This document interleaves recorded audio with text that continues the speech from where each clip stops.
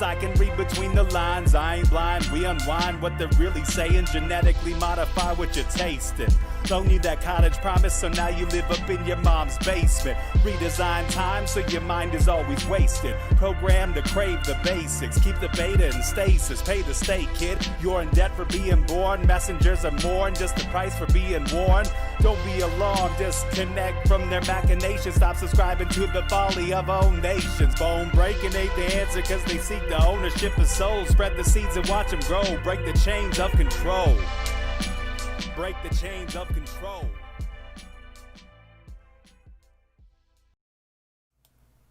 Sweet eternal balance of all that is good, true, and beautiful, friends. It is my honor to finally hook up with someone who I've long been told is an incredibly chill, wise, and thoughtful man. And judging by his incredibly eclectic and deep probing blog, radio hour, and YouTube channel, I think I can easily agree with that assessment. Please welcome the guitar enthusiast, the critical-minded, the free-thinking, and the eclectically fascinating man himself, Mike Williams of Sage of Quay. Mike, it is so nice to have you here tonight. Thank you for coming. Well, Lindsey, thank you. That's like one of the best introductions ever. Oh, wow. I love it when I get that feedback.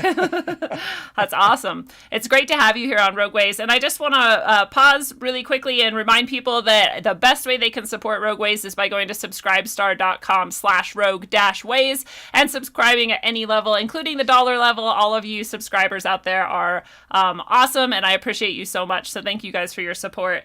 And I like to, Mike, start with a pointless question of the episode, I call it. And my pointless question that I was going to ask you is, do you like rain? Do you like the rain? Do I like rain, like when it rains out? Yeah. Yeah, I love the rain. It's good to sleep by. Isn't it nice? It sounds nice, right?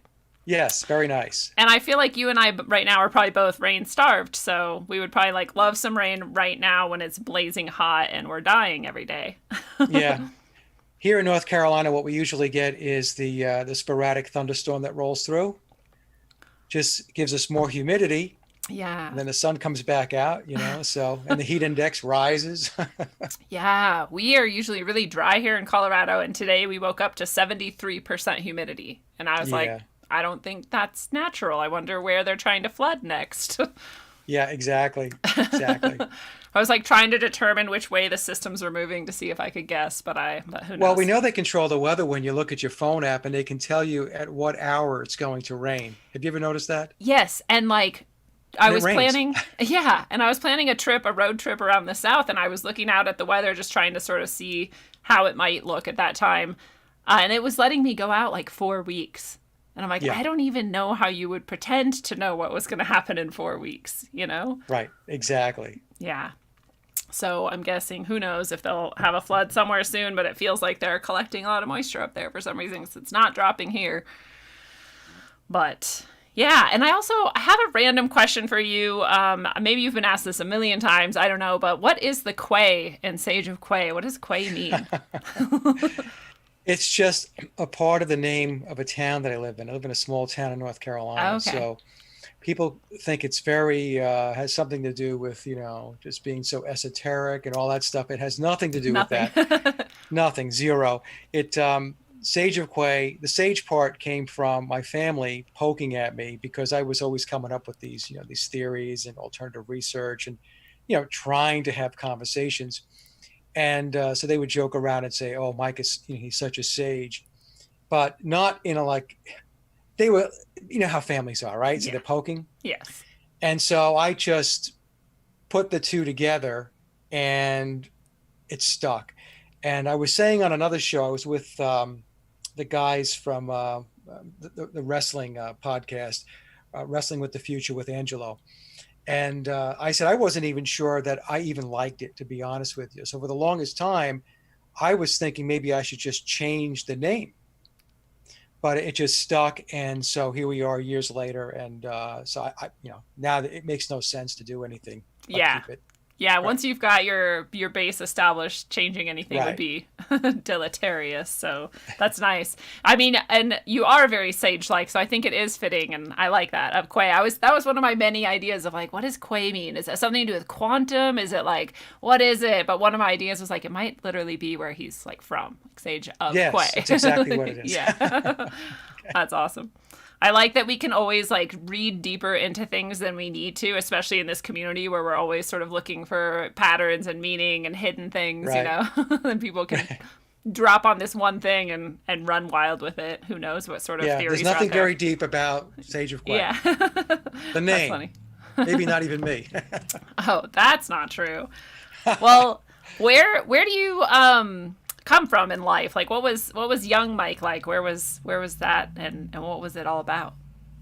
Young Mike was a good student, and mom and dad. We lived on Long Island, and mom and dad were hard workers. Actually, mom was a stay-at-home mom. Dad was a very hard worker. He's passed on. My father passed this past April. Oh, I'm sorry. Yeah, it's he was 85, and but we grew up and on Long Island, and we were, I would say, probably just a notch below middle class, maybe lower middle class. If you had to put a framework around it, and I had a good childhood though. I really did. I enjoyed playing sports. I was very good at baseball, and I played a lot of basketball and stuff like that.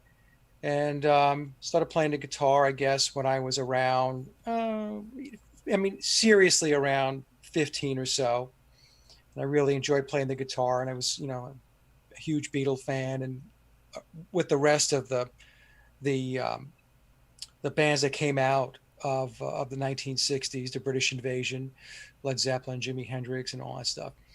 And so then I just wound up making my way through life, and going to college, and then I did a stint with the Air National Guard, and then I graduated college, wound up working in the corporate world for over 30 years. Wow.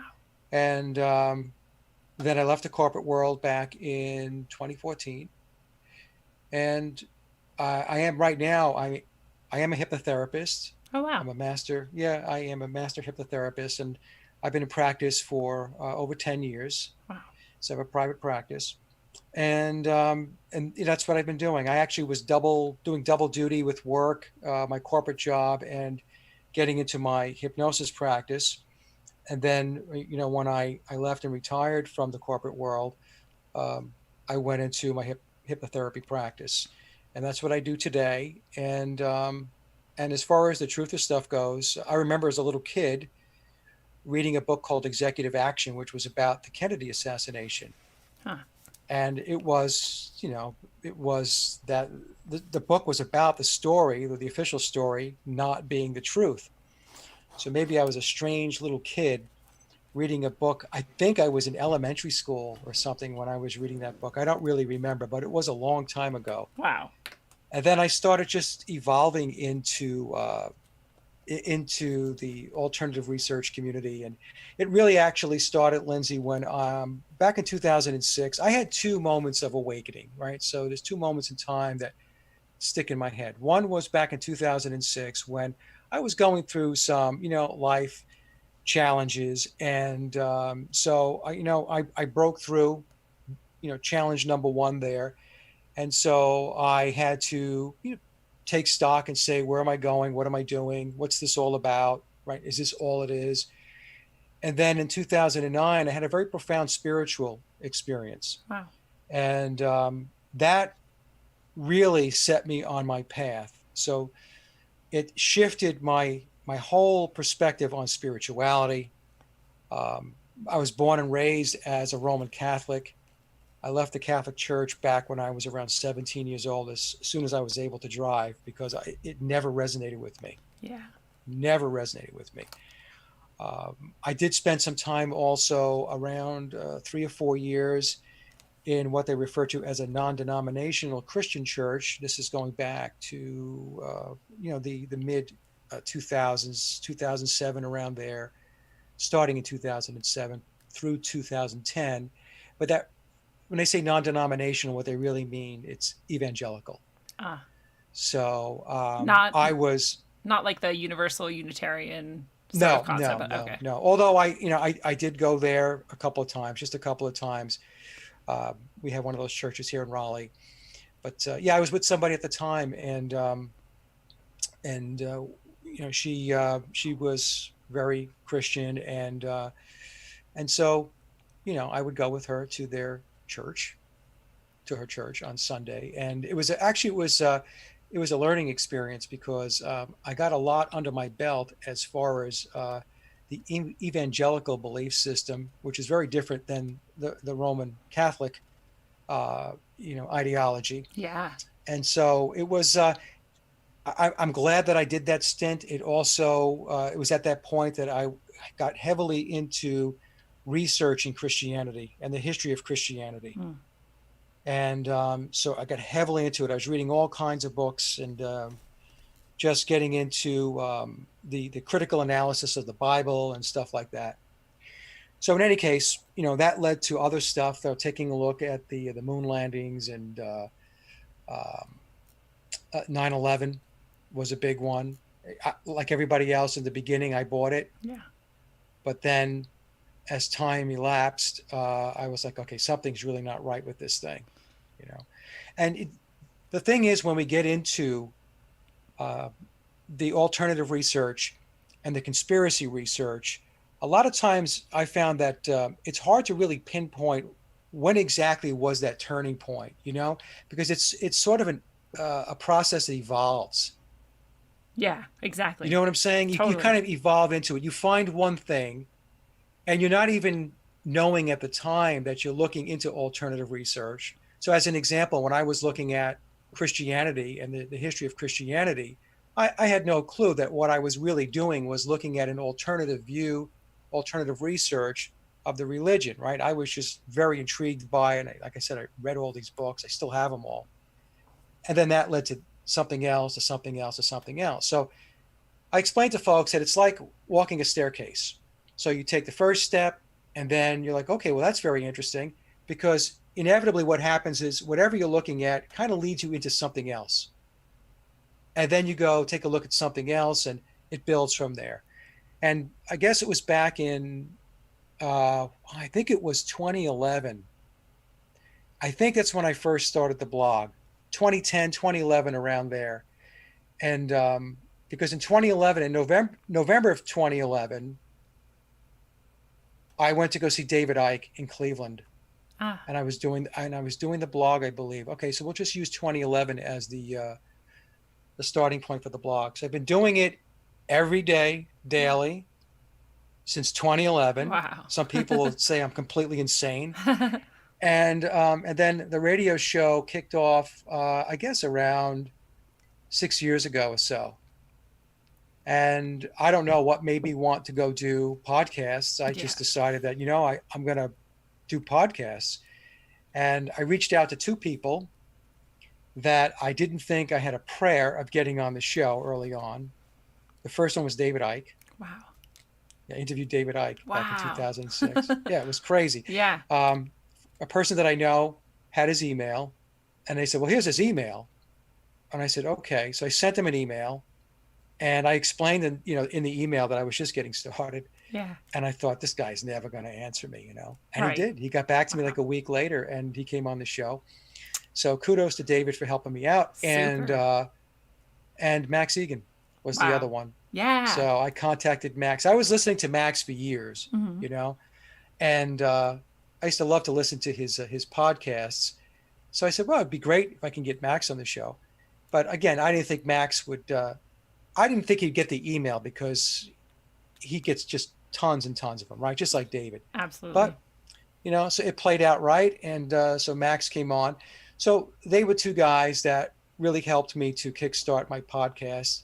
And from there, it just kind of grew, Yeah. and I got networked in with other folks in the research community, and started putting shows together and so on. And that's how I wound up where, what I'm doing today. And then, I know we're not going to talk about this tonight, but then I got heavily into the Beatles and the Paul McCartney conspiracy, so that ate up 4 years of my life. Yeah.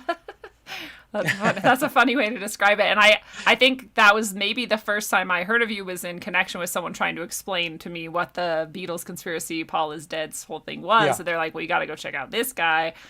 So it is probably one of your more well-known aspects of all the many things that you've done. And that's one of the things that was impressive when I was sort of, looking into like researching and just kind of finding out more about what was going on with you, and seeing that blog is amazing. I mean, it's a trove of information that I don't know that anybody could get through it if they tried, The blog, yeah. And the problem with the blog is there would be a lot more there, but I had to change the URL 3 times. Oh, wow. Because Facebook banned my URL twice. Actually, banned it 3 times. I should say 3 times. And so each time that they did it, I had to go into Blogger or Blogspot, and I had to just change the name of the blog just a little bit so that I can create a new URL. Right. And that would run for a while. And then what they would do is they would just ban the blog, not posts, the entire blog. Mm-hmm. So even today, every once in a while, I'll check to see if they've let me back in, and they have not. So yeah, I'm banned from Facebook. The blog is, I guess, for life. So they just didn't like, they don't like the truth. Right. Yeah, I hate. Right, we know how that works. I hate them. And now I think maybe it would be different, because I feel like now they just shadow ban, and they just like, yeah, sure, you can post that, just no one will see it. You're like, oh, yeah, awesome. Yeah, right. Because when they were doing it outright, what happened was they were getting caught. Yeah. And so that put a lot of heat on them. And so they said, okay, fine, we'll just shadow ban. And you think your stuff is going out there, and it's really not. Nobody is seeing it. Except maybe like the 4 people they chose who they already know are, off on those tangents anyway, and they're like safe to show. And so like those are the 4 people that like or comment on it, and no one else sees it. Well, Google does the same thing, So what I'll do sometimes is I'll go in just on a lark, and I'll type in something, a very popular show that I did, and I'll take a look and see what comes back from the search results, and it's anemic. Yeah. They're just not. It's shadow banning is what it is. So it is hard for us, you, me, and others are doing this work, to get our word out, because they make it very, very difficult. Yes. They really do. And people have to really hunt and peck to find us. And I've been doing shows for 6 years, and I've got people coming to me saying, hey, man, I just discovered your channel. I've been here for 6 years. Yeah. Right. Or the blog. Hey, I just found your blog. Well, I said, well, the blog's been there for like almost 10 years, a decade, And that's because what they're doing is they're just, keeping it out of view by doing the shadow banning. Right. They just bury it. That's why it's really important for all of us in this community, I think, to keep links where we want them, and share those links specifically with people directly, so that we can sort of spread what we want to spread. And because people aren't going to organically stumble upon it. And even if they do, you've probably noticed this as well, that YouTube will unsub people for no reason. I've had multiple people tell me, like, I was subscribed, I swear, and then I went and I wasn't. And I'm like, yeah, that's like the story that I hear all the time. So who knows what would be happening if none of us were controlled like that in those ways, and we could actually grow organically. It'd be amazing. But Google even controls, not just necessarily suppressing like the truth and the sort of alternative thinking like we're talking about, but also as simple as, I did a search so I could present 2 sides of an argument in my classroom. I wanted a pro-gun and an anti-gun, just very simple. We were just going to look at sort of rhetoric and logical fallacies, and I couldn't find any pro-gun anything on Google, no matter the search terms I used. And, I've got searching down, like I understand how to use various terms in various ways, and like pluses and minuses and all the Boolean stuff. And I could not find it for pages and pages. Yeah. You can't even be pro-gun.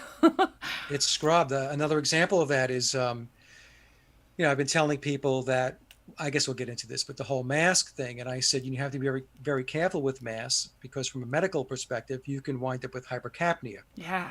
Where you have your oxygen levels dip because you're breathing in too much CO2. You can get, tired. You have lethargy, shortness of breath, headaches. This is very common, by the way, by people who are wearing masks. And I've asked a bunch of people who have to wear them all day, and they said, yeah, and all that stuff is happening.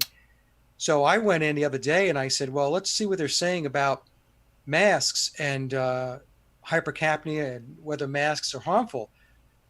I'll tell you, Lindsey, the first page of the results that came back all consisted of various web pages saying there are no health concerns with wearing a mask, God, it's just a which is blatant evil. lie. Yeah. And it's evil. Yeah. It's evil because people can get sick, and and they could wind up going to the doctor. Ugh. And they're being told it's perfectly okay to do that. But that's another example of where they're just cleansing Yeah. everything. On my YouTube channel, I've caught them a number of times. Yes, unsubscribing people. I've had lots of people come to me and say, Mike, I did the bell thing, subscribed. I'm no longer subscribed. I have to resubscribe. And I've caught YouTube around 3 or 4 times now, just ripping out views by the thousands. God. And the way you catch them, just for anybody who wants to know, and you have a YouTube channel, is the analytics that the content provider sees is one set of numbers. That's the number of your actual views. Yeah. And then what they do is the public doesn't see that number. The public only sees the views that they see when they go to look at the video. That's the number they change first. And then there's a lag time. There's about a day or two before the analytics catches up and drops the number. But if you're able to catch it in between that 1 to 2 day window, you'll see where they took your views out. Assholes. And they've done that to me quite a number of times. It's so. Aside from banning videos or just taking them down, they've done that to me on a number of videos. Yeah. Well, and I have people then ask me, like, why are you even bothering with YouTube and whatever? And I'm like, because this is still where people are going, and it's still working technically for me, and I'm not invested as, like, a career. If it all fell apart tomorrow, I'd be frustrated and sad and angry, but I wouldn't be destitute or, I don't rely on it necessarily. And so why not use it while it's here? I don't have to jump through any hoops. I don't have to wear a mask to do it. I don't have to compromise any of my beliefs or anything in order to be able to live stream here. And so I still do it. But I do, like you do, I think, have a backup BitChute and DTube and all these things. And so if people go and subscribe to both of our backups, I think that that's smart, because if we do get pushed off here, then that's where we'll, be. Well, that's why we are on YouTube. I get asked the same question of why you're still on YouTube. Well, because it's the largest platform. Yeah. And we still have the largest potential audience. Right. Until one of these other platforms gets more traction. If they do, then I will be more than happy to move off of YouTube and go someplace else. But right now, we have to go where we can reach the largest audience. And right now, that's still YouTube. Exactly. Yeah. It's not a greedy thing or anything. It's exactly that. Like, I want this content to get to as many people as possible, because it's just common sense. It's true. Right. Well, I do want to talk about the mask thing with you, but I also want to go back because you have so many fascinating things you brought up, like being a hypnotherapist. And I am fascinated by hypnotherapy because I don't think I can be hypnotized, and I don't know what you think about that. And then I also just think that it's impressive that people can be, but I want to hear basically, when people are hypnotized, is it like the movies show where they're just fully unaware and, No. Okay. So what's it like? No. Yeah. Okay. So I get that question a lot. I don't think I could be hypnotized, Mike. Do you think you can hypnotize me? And the answer to that is we go in and out of hypnosis or trance all day long. Right. So there's 4 basic trance states. So we have beta, which is your waking state. Below that is alpha. Below that is theta. And below that is delta. So delta would be sleep. And those are the 4 basic ones. Right. You'll have people out there that will argue there's others, but those are the 4 basics. So all day long, we go in and out of trance. So as an example, if you're on the highway and you're driving and you're deep in thought about something and you're on autopilot and you don't remember driving the last mile or two, you're in a trance state. You drop into alpha state. Okay. If you go to a movie theater, let's say it's a very popular movie, and when you first get there, it seats 500 people, and you're like, wow, there's a lot of people in this theater. And as soon as you sit down and the film starts to roll, you completely box out and forget about the other 499 people there, because it's just you and what's playing on the screen. That is a trance state. You've dropped into an alpha state and you're focused on the film. The same thing happens when you watch a movie on your television, when you're reading a book. A really good one is with kids, right? They're playing video games and the mother's calling them, come on downstairs for dinner, right? Yeah. And they get no response. And then parents got to march upstairs and say, haven't you heard me? I'm calling you. Dinner time is ready and so on. I didn't hear you. I'm playing this game. So what happened was they were so entrenched in playing that game and so focused on it that they pushed everything out. You know, everything. That's a trance state that you're in. In fact, we learn by being in trance. So when you go to school, as an example, if you remember back in elementary school or middle school or high school, and you had your teacher or your professor, writing on the blackboard back in my day or a whiteboard today, you are very focused on the teacher, and you're not focused on anybody else in the class. You have classmates, but you're not focused on them, and that's a trance state that you're in. So the reason why I'm saying all this is because people don't understand that we go in and out of trance all day long, all day long. Deep trance states are when you first wake up in the morning, that groggy state. Yeah. Coming out of delta, going through, what happens is you're in delta, coming up through theta, then up through alpha, up to beta, right? And then when you go to sleep at night, it's the reverse process. So you're dipping down, and you'll, right before you nod off, you're in that very, very deep theta state. Yeah.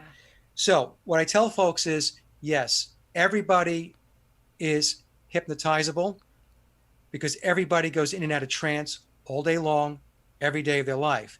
The thing is, when the person comes in for a session, they just have to go with the process, just go with the flow, relax the best they can, and try not to get in their way. Yeah. See, what I mean by that is, some clients want something so bad, as far as what the session's going to bring them. As an example, I do a lot of spiritual regression, past life regression. Oh. I do a lot of that. It's probably 50% of my practice. And when clients come in, obviously they want to have that experience, right? Right. But if they're pressing too much and they're trying too much on their end, because they don't realize there's really nothing they have to do but just relax and listen to me and follow my lead. Yeah. What'll happen is they will wind up blocking themselves, and they actually keep themselves from getting in. But when you have that situation, what I tell my clients is, don't sweat it, relax. If we have to come back another day and give it another shot, we will. And like 99% of the time, if they do block the first time and they come back the second time, they go right in. And the reason is because they're now familiar with the process. Yeah. Most people, when they come in for hypnosis, have never had it before. Yeah. So it's very foreign to them. But once they understand it's really not this very mysterious thing, that it's actually a normal flow of our consciousness. Yeah. Right? Up and down, up and down. And all it is when you go into trance, it just means your brain waves slow down. That's all it means. There's nothing magical or mysterious about it. And so once they understand that, they relax and they go into trance, and we can do the work or have the past life. Wow. So I think part of my thing where I feel like I'm unhypnotizable is that while I'm attempting to be hypnotized, I'm sitting there going, am I doing this right? Is this what's supposed to be happening? Is this is this normal? Yeah. So I think you're not knocked out. You're not knocked out. That's the thing. You're aware that you're having this session. Right. And you may hear things, like you might hear a dog bark outside, you might hear a car door slam, but it's just like when you're very, very sleepy. You'll hear those things, but it's a very fleeting moment. And then you go right back to sleep. And when it's hypnosis, you go right back into the trance, right back into that state of relaxation. You don't overthink it. You just go right back. So, I mean, it's nothing like the movies. Yeah. nothing like the movies at all. So because they'll show things like where people have been, I just remember seeing some clip of some news, like 60 Minutes or who knows what it was. And they were like, look, you can actually hypnotize people to do these things, and they'll like shoot their friends. And this guy had a gun. He thought it was real and loaded, and then he shot somebody. And like, this is how you could create like a Manchurian candidate. And I'm like, how real or not real is this? Because, we hear about MK Ultra stuff, and I feel like trauma, and like breaking the psyche and doing those types of things probably is more effective. But I've always wondered whether hypnosis could accomplish something like that. No, by itself, no. That's the thing. They put that stuff out there, and I'm convinced they put that stuff out there because they really don't want people to explore alternative ways of wellness and health and stuff like that, right? That So, makes as an sense. example, clients will come to me and they will quit smoking in 2 sessions. That's awesome. Yet, they're told by the mainstream media and the medical industry that smoking is an addiction, and we have to prescribe medications for you, Yeah. patches and stuff like that, right? Right. I've helped people to stop drinking. Wow. Okay, so they will also tell you that once a drinker, always a drinker, and drinking is an addiction. Well, how can it be an addiction really if after 2 or 3 sessions I can get you to stop drinking as if you've never drank before in your life? Yeah. You see, they don't want people to know stuff like this. They just simply don't want them to know that, because if people start pursuing those types of avenues for wellness, well, then you're going to abandon their process, their Western medicine and their pharmaceuticals. And I can't tell Right. you how many people come to me and say, I don't want to do these drugs anymore. I don't want to do this anymore, and I need to do something else because I know inherently this is not good for me. Yeah. They Right. know. Now, going back to hypnosis and mind control, first of all, they use hypnosis all the time through the media. Your Yeah. television is a hypnosis box. So what they do is, your mind loves imagery. And that's why what they do whenever they have these events, shootings, whatever it may be, 9/11 is a perfect example. We saw the same clips playing over and over again, buildings coming down, planes crashing into it, buildings coming down, plane crashing into it, over and over again. Yeah. That's hypnosis. Mm. So what they're doing is they're playing the imagery over and over, and then they're also giving you suggestions. The person talking on the television is, while you're watching it and while you're focused on that imagery, they're giving you the suggestions. 19 people with box cutters, terrorism, be worried, alert, worry, alert, worry, alert, danger, danger, Will Robinson, right? They're Right. doing all that stuff. And then at the bottom of the screen, what they do is they use a ticker. We've all seen that, right? Yeah. Stock prices. Okay. That's really has nothing to do with taking a look at your stock prices, unless you are a really dull person and have nothing to do all day but to sit there and watch that. Read that thing. Yeah. It's to induce eye fatigue. So as you're watching it at the bottom of the screen, your eyes start to fatigue, and that eye fatigue puts you into a trance state. You see? Yeah. That's why you see also those spinning logos of theirs, Fox News, like they'll spin. Always moving. Now, the reason why they're spinning it is the same thing. It creates eye fatigue, and that puts you into a trance state. So the television is nothing more than a hypnosis box, and a very effective one. Yes. And of course, they flash up colors, right? Reds. Red is the mind and decodes red as caution, alert, danger, be careful, stop, right? Right. All of these things. And they love the color blue. Blue has to do with voice of reason, calmness, generosity. That's why you'll see these talking heads come on, and you'll see two people debating with each other. One will be decked out like in a blue tie. The other guy's in a red tie. Or if it's a guy and a lady, you might see the lady in a blue dress and the guy is dressed with a red tie. So what they're doing is they're also playing with the mind as far as the colors, Yeah. aside from the fact that red and blue also has a lot to do with Freemasonry. But if you take a look at the sets that they have with cable news and the regular news channels, like CBS, NBC, and ABC, you're just going to see essentially red and blues, Yeah. right? Almost Red and exclusively. blues. Yeah. So, and the thing is with mind control takes in hypnosis as one of the tools in the toolbox. Yeah. But mind control, there's sensory deprivation, there are drugs, there's physical, emotional, mental trauma, and this happens over long periods of time. Okay. Right. So what they do is they use all of those variables, those wicked tools in their toolbox, and they put them all together over long periods of time. And that's how somebody winds up being affected by a mind control program. Yeah. It's not by somebody going to a hypnotherapist Right. to go quit smoking Right. or to release weight or to gain self-confidence or be a better public speaker. It's a completely different realm, you Yeah. know.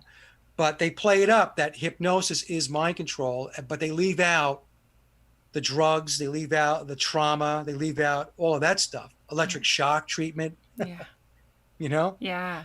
I don't do that. I don't do electric shock treatment. You know, Yeah. so.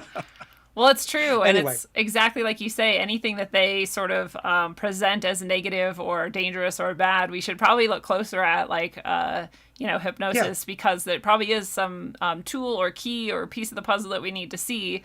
And then all the stuff that is actually true, they're going to hide and keep us from kind of finding out as Anything much they as tell possible. you not to do, you immediately should think the opposite, right? Right. It's Like like when masks. the church came out. The church came out. I think it was the Pope. I read something about a year ago, and he said, "Don't do yoga. Yoga's evil." You're like, we need to do more yoga. Exactly. The Yeah. first thing you should do is go buy a yoga mat, right? Right. And go get yourself a Rodney Yee DVD. That's what I have. And go start some basic yoga, because yoga is very good for your body. It's very good for opening up your chest. It's very good for your respiratory system, your stamina, and just the health of your mind. So that's my 2 cents on that.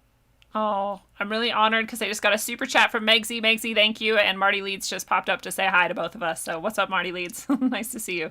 Well, hello, everybody. And the hypnosis thing I also want to ask about is, oh man, I lost it.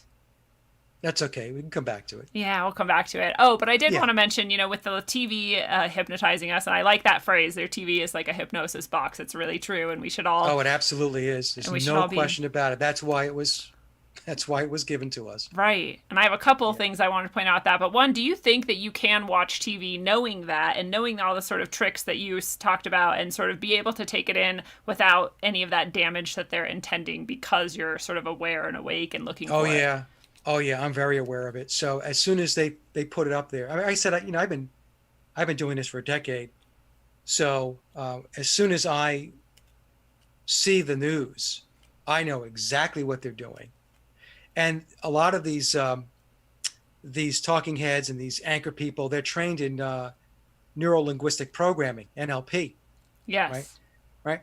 So there's a great video I have of Sean Hannity, where somebody who was an NLP instructor, I think he was. This goes back a few years ago. Breaks down Sean Hannity's his movements, his hands, and what he's doing, and how he's expressing himself, and is explaining, each moment of the clip what Hannity is doing from an NLP perspective. Wow. Very, very interesting. Now, I have taken some NLP training, but I'm not an NLP expert, but I know enough about it Yeah. to be able to bring some of those techniques into my hypnosis practice. Because quite honestly, some of the NLP techniques are very helpful in helping to reshape thinking and reframing the mind, right? Yeah. So when I say reframing the mind, what I mean is, you're thinking one way, which is maybe negative, and you want to be able to reframe or shift the mind to be thinking in a more positive way. So there are NLP techniques that you can use in hypnosis while a client is in trance that are very beneficial to help make the shift. Yeah. So it's like anything else, Lindsey. People ask me, like as an example, is this good or is this bad? Right? We always hear that. Is this good or is this bad? And I say, well, it's like electricity. Is electricity good or bad? I mean, if it's going to light your house, it's good. Mm-hmm. But if you're going to the electric chair, not so good. Right. Right?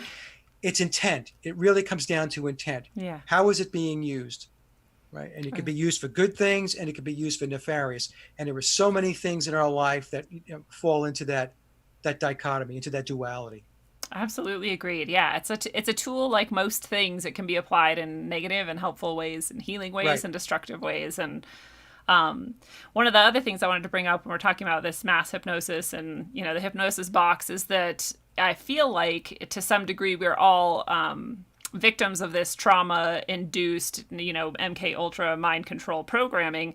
And that's part of why things like this rollout of the mask mandates and all of these things are so effective. And I don't think many of us notice it, but, 9/11 traumatized us, and, the Las Vegas shooting traumatized us. And even if you're aware that it's a sort of false flag, it's less effective, right? So it's good to see through these things, but I still think at some level you're still getting this like, oh, here we go again, and there's some sort of trauma response, even as a person in this community. And so what do you think about us being, all of us, mind control victims of abuse? Well, we've all been subjected to their trauma-based mind control, right? So before we were awake or awakened, and there's various degrees of being awake. A lot of times people like to talk about it as binary, switches on, switches off. I wasn't awake, now I'm awake. No. It doesn't work that way. Right. Again, it's like a staircase, right? Yeah. Some people are far more awake than others. Right. So I just want to say that that's just the reality of the situation. But we all have been subjected to trauma-based mind control. And it does sit with us. And we have to do a lot of inner work to break through it. Mm-hmm. Now, I think in the alternative research community, what happens is when this stuff rolls out, some of that knee-jerk reaction that people have to basically get out there right away, put something out, actually many times before they actually have any facts. I've seen this so many times, right? That to me is an outcome of the trauma-based mind control that people have been subjected to, because you have a knee-jerk reaction to have to respond against it now, or to have to push back, or to say it's fake, and so here's what I think it is. Now, there's nothing wrong with that in the sense that we do want to be able to call these things out, but we need to do it in a way that it's fact-based, and it has logic. Rational. And we can draw it's rational, and we can draw rational, logical conclusions, or at least put a rational, logical theory, to put that forth. Too many times what I see is too many people don't do that, and it just becomes a gigantic goat rodeo. Yeah. It just does, right? Yeah. It's like it's all over the map, and that does not do the alternative research community or the conspiracy research community any good. I was asked a question by I was on a show with Angelo, and Wrestling with the Future, and one of the guys, Dan, he's a great guy, he asked a very good question. He says, well, Mike, how do you address all of these conspiracies out there that are just these wild conspiracies? And I said, well, I don't have any responsibility to address other people's material or other people's theories. I don't. Right. The only responsibility I have is to express and put forth my ideas, right, and my findings and my research. But his question was very interesting, because Lindsey, what he was saying is he wasn't a conspiracy guy, right? He was kind of the skeptic that was on the show. But what was interesting about his question is that there's a belief out there, I guess if he believed it, that many others do, that you and I and everybody else out there somehow have an obligation or responsibility to address other people's material, or to debunk it, or to validate it. And it's a very weird dynamic, because I have no responsibility to anybody else but myself and my own work. Yeah. It's almost codependent. You're like, you need to take care of other people because, I don't know, because I told you so. and they want to paint us into, they want to paint us all as Alex Jones too, by the way, right? We know that, right? So they want to put us in that category. So anyway, I'm probably taking us way off track. No, I mean, we have no track. We just have backup tracks, so we're good. Okay. It's awesome.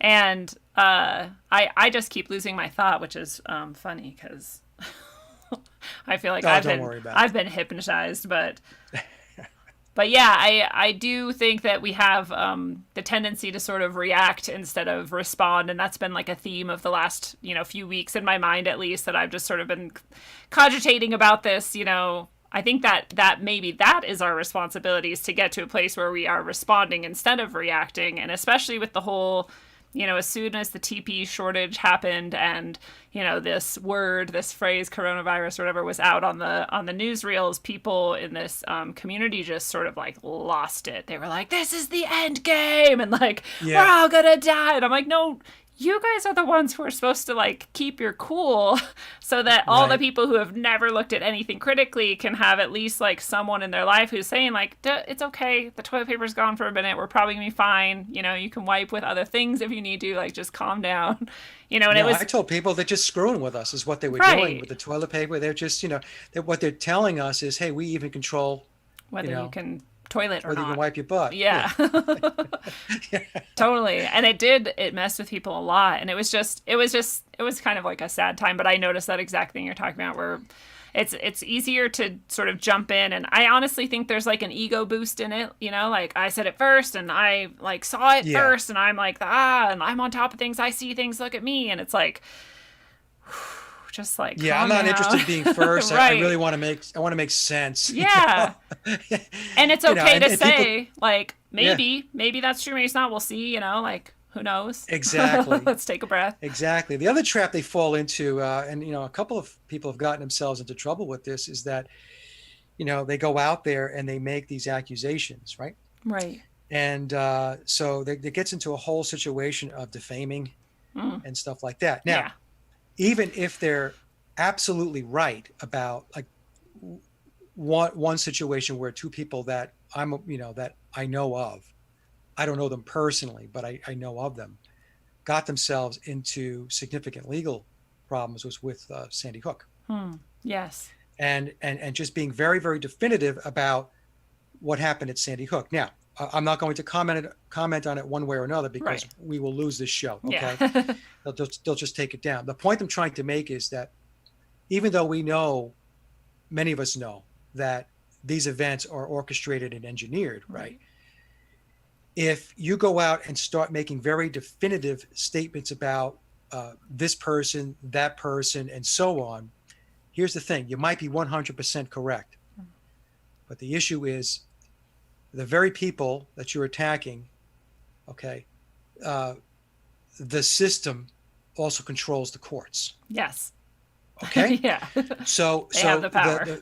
There's a fallacy by many people in the truth community that they believe that if we get our day in court, there's going to be remedy. And what I have been telling folks is, look, the same people that are turning this world upside down, they own and control the courts. Okay. There is no way you're going to walk into a courtroom and you're going to turn around some psychological operation that they have put in place for who knows how many years. Because before that whole court date started, you can bet your butt the judge got a call or a memo and said, okay, this is how it's going down. Okay. You got that? Yep. Got it. Okay, fine. And that's what they don't understand. Yeah. So many don't understand that. It's not a fair system. No, it's not a fair system. That's the thing. The system is completely unfair. The cards are stacked against us. And, it's the reality of the situation. We know. So that's why I'm just. Yeah. Go ahead. I'm sorry. I just want to let, for folks who are listening who are in the truth community, just be very, very, very prudent with the way you go about this. There are ways to get your point across without getting yourself shot. Yeah. Or winding up in, losing a lawsuit and having millions of dollars, Yeah. Dumped on top of your head as far as, what it is that you have to pay out and what you owe because you lost the court case. Yeah. Or being put in a cage or whatever. Or being put in a cage. I know that, a lot of us have this instinctive sort of understanding that the truth is all that matters and the truth will prevail and the truth is, but then that's not the system we live in. So I think we're like led by our heart or whatever to be like, but no, this is the truth and I have to say it. And I totally totally get that feeling. That's I think within all of us who are sort of awake and aware and good, but that's not the reality that we have. So it is better to be careful. The truth will set us free, but you individually. Individually, yeah. But if you try to go head to head with the system, if you play their game, you will lose. You will lose because you're playing their game. Yeah. So you have to go about it in a different way. Yes. Right. Exactly. Yeah, and I get really frustrated with this too, because I think it's another inclination that people have, especially when they're sort of, whether they're like just starting to wake up or they're sort of like in a various step on the stairs of waking up, and they kind of come back to this thing where they want to like, okay, well, what are we going to do about it? We have to go do this thing about it. And in their mind, the thing that should be done is, I mean, it's often honestly scripted by our society, right? Like go protest, go start a civil war and shoot people, or like go to your legislators right. or judges or whoever and like make a petition or something and all these things. And it's like, well, those are all the games they set up for you. So you can go do that. And it might end up making like a small difference locally, somewhere hyper locally, or like it might open the awareness bubble of a few other people you encounter along the way. But in reality, like you said, they own all those games. They made all those games. And so you're not going to win with those games. And in fact, you might be playing into exactly what they want you to do with those games. So there's got to be other ways. And I'm like you said, I'm with you that like, it's really this personal sort of thing where you really need to look inward and sort of heal yourself and develop yourself as much as possible, because that is what actually ends up getting to more people along the way. It's an individual journey. Yeah. They have convinced everybody it's a collective thing, right? And but the thing is, I did a video recently and I said a community or a collective is only as strong as the individuals that comprise it. Yeah. So if the individuals are not awake, if they're not knowing, if they are profane, then you're going to have a very unknowing, profane collective or community. Well, I have a community, but so what, right? Right. They're not thinking. They're not critically thinking. So that's why it's very important that we do our inner work first and foremost. Yes.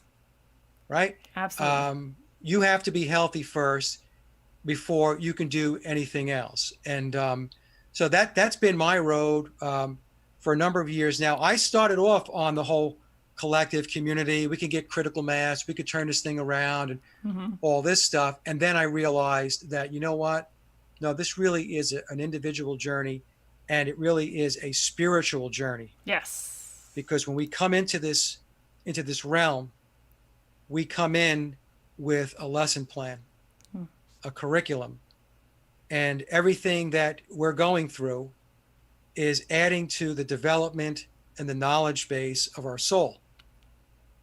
Right. So the next go around, what happens is the soul is wiser. There's more wisdom.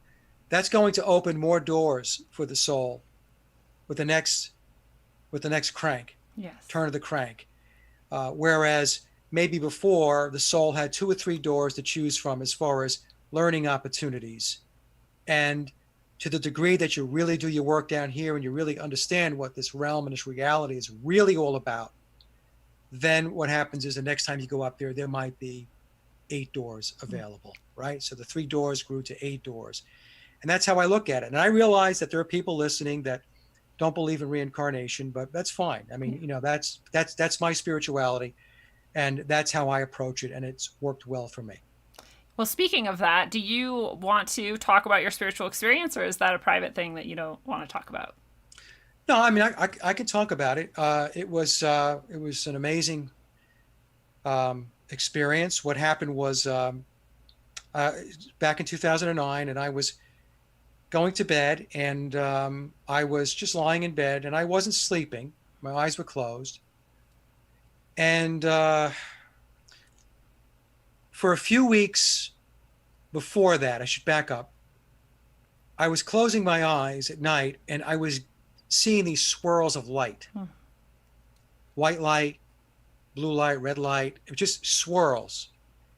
And then what happened was these swirls would then just lock in, and I would see a scene. And I would see people off in the distance, or I would see buildings or structures off in the distance. And it was, I mean, I couldn't make out faces and stuff like that, but it was very clear. It was like I was looking, they were out, way out there, but I could see like, wow, those are people out there, and those are buildings. That's, very, very strange, So I was getting that type of thing. And then, so that was going on for a number of weeks. And then that one evening, there was this swirl of light, and I was watching it, and I'm watching it and watching it. My eyes are closed, not asleep. And it's getting closer and closer. And as it got closer and closer, it started to form. And then it just stopped right in front of me. And it was a face. And it was, the face was a very wise looking face. It was a man. He had a beard, very bright white light radiating, just like almost like an aura that was just, it was very bright. Yeah. And I remember thinking to myself, wow, that's pretty bright. I mean, it's not something you'd be able to look at in the physical world without having like a welder's mask. Yeah. On, and so anyway, so it was right up, face to face with me. And the face was very stoic. And it communicated to me, the person communicated to me, or the being communicated to me telepathically, and said, it's time. So, I'm lying in bed, and, I'm looking at this. Oh, and as I'm going through this experience, my whole body was in a state of absolute bliss. It was unbelievable. I had never felt that level of bliss and love ever. And really what I thought I was seeing at the time, Lindsey, was I thought I was seeing God. Yeah. And so I'm saying back, and this is telepathic, and I said, time for what? Yeah. He didn't roll his eyes. He just said, it's time. And then he pulled back. And then I got up because I wasn't asleep. And I remember I was thinking to myself, what was that all about? That was the craziest thing. I said, what was that all about? Well, from that point forward is when my life changed drastically. Things that I was doing in the past, things I was interested in the past, they became just something I just did not care about anymore. And it was that moment that it set me on my path to doing the things I'm doing today, which includes, doing my hypnotherapy practice, past life regressions, helping people with clinical hypnosis, getting into alternative research, and, just really digging into a lot of areas that, if I went back 10 years ago, they weren't on my radar. It was like, I think it was like 2 or 3 months right after I had that experience, I went and took Reiki courses, and I became a Reiki master. Wow. Yeah. I mean, if you had asked me before what Reiki was, I'd be like, I don't know. All of a sudden I have this wherewithal to like, you know what? I think I'm going to go study Reiki, and I went and did that. And it was really an unbelievable journey. And and I know it sounds really weird to a lot of people because they haven't had this experience before, but growing up, I did have a lot of paranormal experiences. So I wasn't that like, taken back by it. Not that this was paranormal, but let's just put it this way. I was used to having, weird stuff. Strange things happen. Yeah. Strange things happen. Stranger things. Yes. You don't immediately go like, well, I'm insane and I'm going to go check into a hospital, because you have had enough experiences to know, like, no, really weird things actually happen in life. Actually, yeah. I did have a very, very different perspective on reality ever since I was a little kid, because like I would see apparitions and stuff like that. And, and I would mention it like to my parents and stuff like that. And they'd be like, well, you just have a good imagination, Michael, I'm like, no, I actually saw that, Yeah. And so even though, I don't expect, you don't expect your parents and other people to really understand it. But the interesting thing was I didn't suppress it. I just said, okay, well, I'm just going to go with it. I mean, I know what happened. I experienced it, and I'll just move forward with that, Do you think now that it was maybe like your spirit guide or your highest self, or what do you think that face or that force was now, that if you don't think it was God? Oh, it was my guide. Okay. Because subsequent to that, I've had other interaction, and he came forth again in a different way on a number of occasions, and and was explaining, helping me to understand my life path Hmm. and purpose. Now, what your guide's not going to do is he's not going to draw you a map. Yeah. He's not going to say, okay, Tuesday you do this, Right. and then a month, so they're not going to do that.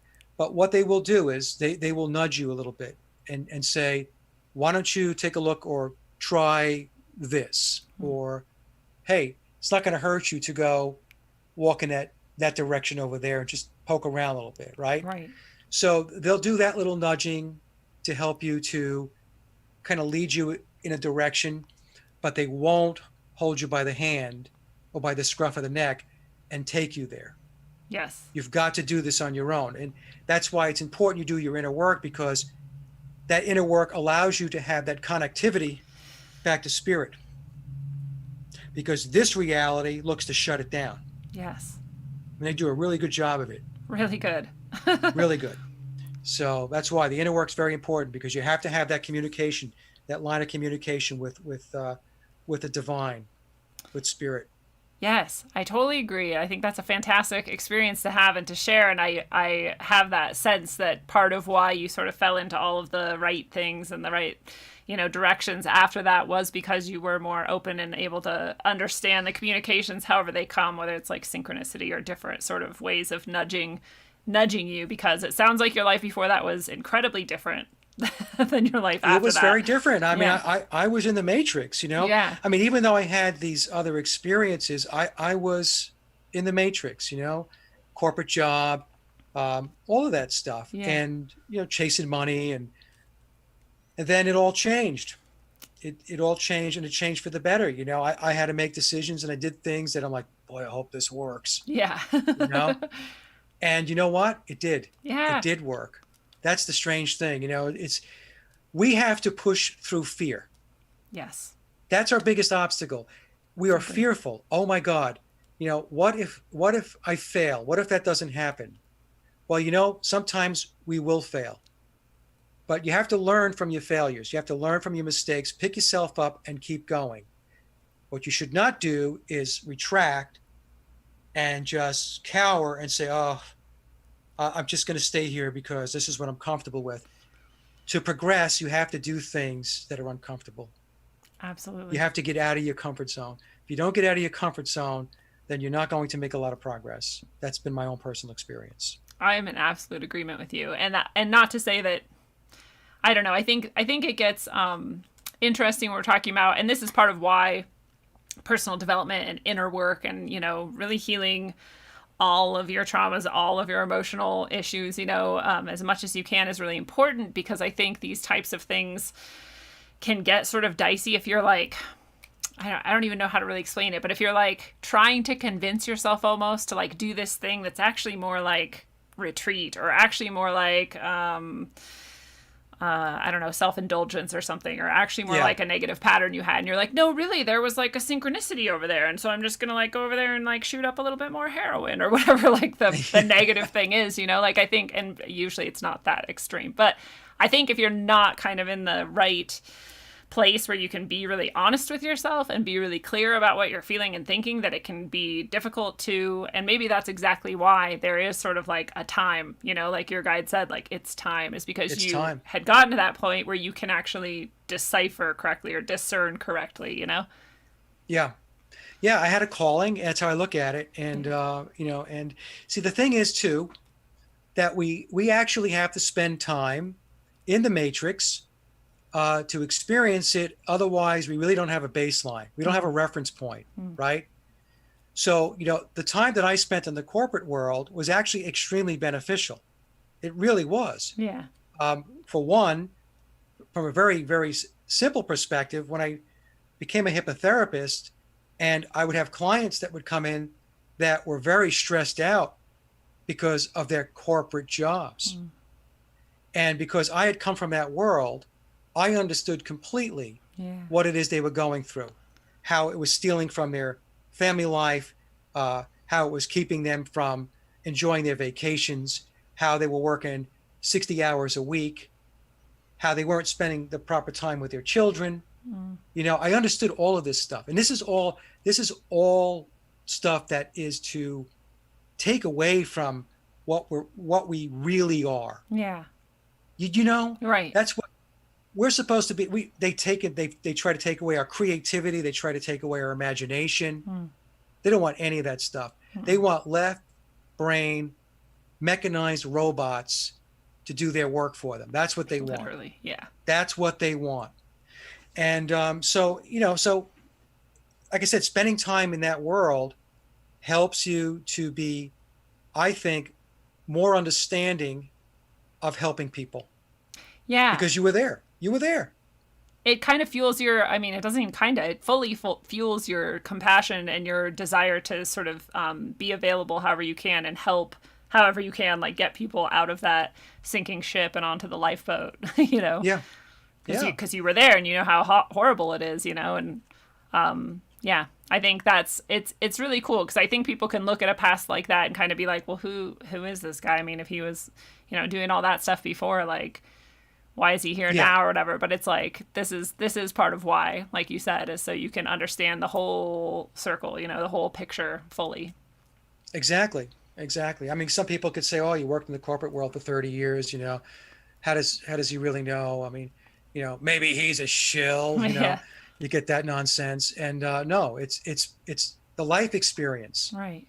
That was my life path, and there are many of us that have very similar paths. I've spoken to many people who were doing alternative research, and yes, they worked in the corporate world. They had 9-to-5 jobs. They were doing, they were on the merry-go-round, just like I was and many of us were.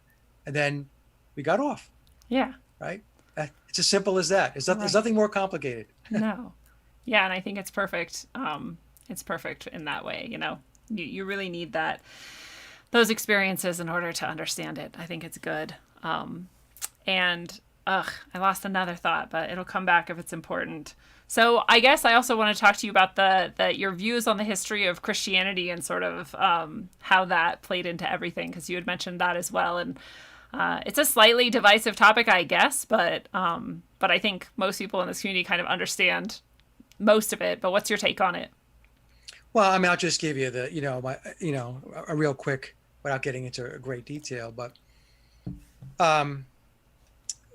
Christianity was created by the Holy Roman Church. Right. Okay. And so when we look at the Bible, and I was really doing a lot of research into the Bible, there's no authorship of any of the 66 books, right? And there were many gospels. There were dozens of gospels that were out, and the church decided on 4 gospels that they were going to bring together and harmonize them. That's the term that they use, harmonize them, right? Yeah. Cleanse them. And there's not one original text. Everything that they have, or at least everything that they have shown, biblical researchers and other researchers who are looking into, the origins of the Bible, are not originals. Okay, so they're all copies of a copy of a copy. Right. And so they over time, scribes were changing things here and changing things there and so on, and wordsmithing and so on. I mean, that's just what happened. And I mean, they didn't decide that Jesus was the Son of God until 300 years at the Council of Nicaea. Right. And so I mean, I would ask people, I would say, well, if something, what would somebody say about me or know about me 300 years from the time that I didn't exist anymore? Right. So obviously, it was something that was put together by the church. Now that being said, the Bible has a lot of very important messages in it. So I don't want people to think that, I don't go around bashing Christianity. I don't go about bashing the Bible. I don't do that. Like I said, I was born and raised a Roman Catholic. My mother is still Roman Catholic. I spent time in an evangelical, non-denominational church. There are a lot of great people. The fellowship in the churches is wonderful. Yes. Okay, there's a lot of great support groups. Absolutely. But where I landed with it was that, like everything else, it's a man-made construct. Yeah. Okay, and it is what they did was they took really a mystery religion and they put it into profane language, and they made it into something that it's not. And so what they were doing was they were hiding the mysteries. They were hiding the astrotheology that is embedded in the Bible. That's what they were doing. And because they didn't want the average person to understand that stuff, so they kept him in a box. I point to Romans, and I think it's Romans 13. I think it's Romans 13:2. I hope, God, it's been a long time. But there in Romans it says that that Christians are to obey their government. Right? Yeah. that your government officials were, again, I'm paraphrasing here, Right. but basically were put in place and ordained by God, right? So the Creator. And now clearly, that was something that was inserted into the Bible by the Romans, right? The Roman Church. That's not something that I don't think Jesus would want in the New Testament. Okay. Yeah. All right. So clearly, I mean, you see things like that and you come across them and you have to conclude that, it's not pure. It's not pure. And I know there's a lot of people listening to this right now. They're going to go out of their minds that I'm saying this, but it's okay. Yeah. You could be out of your mind if you want. I'm just telling you, I came from that religion and I decided I was going to step out and understand it some more. And as I dug in and dug in and dug in, I realized that, it is a man-made construct. And it is used as a control mechanism. So that's where I landed with it. And but like I said, there are a lot of great messages, learnings from the Bible, especially from my view of the New Testament. I'm not a big fan of the Old Testament with the wrathful, vengeful God. Yeah. I love you, but if you don't listen to what I say, Gonna kill you. Yeah. So yeah, I mean that's where I landed with it, and but people can believe whatever it is they want to believe. Right. It's as simple as that. I'm not in the business of trying to convert people to anything. I always say that on all my shows too. I'm not trying to convince anybody of anything. Right. I'm just discussing or presenting my findings and my research. That's it. If you believe me or you find it interesting or you're on board, great. That's wonderful. Yeah. If you don't and you think it's a big pile of junk, then okay, that's okay too. Right. Yeah. There's no skin off my back. I don't care one way or another. No. And I hate when people want to ask you to defend it in a debate and you're like, I'm not really here to convince you though, so I don't care. And they're like, but you made the claim. I'm like, that's cool. I don't know. I mean, I'm not opposed to, I think it's best to have evidence and reason and rational and all this stuff. But it's just like we were talking about earlier, I don't have a responsibility to necessarily engage with any random person who wants me to defend something I've said. No. People come to me and say, you didn't talk about this. You didn't say that. You this, you that. And my response back is, hey, you obviously have a YouTube channel. Otherwise, you wouldn't be able to comment, right? Right. Go put some content Right. I say the same thing. I'm like, you can go do that. You go have a show and do that. Yeah. That's cool. Yeah, if you have a different viewpoint than I do and you think I am as wrong as rain, then what you should do is you should go on your YouTube channel. And by the way, don't use me as your reference point or your baseline. Yeah. Present your own material. Actual information. Yeah, you know what I'm saying? But what a lot of them like to do is they like to attack somebody else in order to try to make their point. No, why don't you do it this way? why don't you just stand on your own 2 feet Yeah. and make your own point based upon your own research Yeah. without bringing anybody else into it? But I think they actually want to attack certain people because they think it'll get them attention, and it usually probably does. So that's unfortunate. Yeah, It's an well, unfortunate yeah. little ride that they're having. Yeah. But I'm with you. I think there's a lot of misdirection, intentionally so, in the church, and it's obviously been used Yeah. to control for thousands of years. But I'm also with you on that. There's a lot of gold in there as well, and Yeah. there's a lot that you can get out of it, and especially like you said, there's community that you can find in churches, and not. I think people have this idea that all churches are these like fundamentalist, crazy assholes, and it's like no, there's just normal people, and even if you're not 100% with them on every single issue, like that's usually a very, very good, strong, loving community. Yeah. It's definitely not always true, but No. if there were many churches that have great fellowship. yeah. And I think Plain that's and something simple. that we're missing in a lot of our lives, and so there's a lot of good reasons to go be a part of that if that's what you would like in your life, Yeah. and not I feel agree. guilty about that you're like upholding thousands of years of oppression or whatever. It's like, no, you're just hanging out with cool people that you want to make a community with. It's not that big of a deal. Right. Because I think there is that sort of, people detest the church and the religion of Christianity so much that I think they kind of forget that Yeah. this is one of our main... it's that binary approach, Yeah. switches on, switches off type of thing. And I tell Yeah. people, look, you have to, sometimes people will say to me, I'll put something up on, on the blog and it winds up on, on Facebook and on my Sage Quay Facebook page. And they'll say, well, I don't agree with everything that guy said. And I said, well, you don't have to agree with everything that they said, but even somebody who puts something up where you don't agree with everything, if there's a nugget or two that you can pick from that actually, right, spark some thought or does make sense, or God forbid they're actually correct about, right? Take it. Yeah. Don't throw the baby out with the bathwater and say, oh, I don't agree with that, so I'm just going to just take the entire show or the entire video and just toss it out. I don't understand that type of thinking. I really don't understand it. And I see it a lot. It's where irrational. People just throw it out. They don't want to hear it. They don't want to listen to it. I love when people comment on stuff and they don't even watch the material. Or right? they'll be like, I got to 4 minutes and you said this and I stopped listening. I'm like, okay, well, you're clearly irrational, so goodbye. Exactly. It doesn't make sense at all.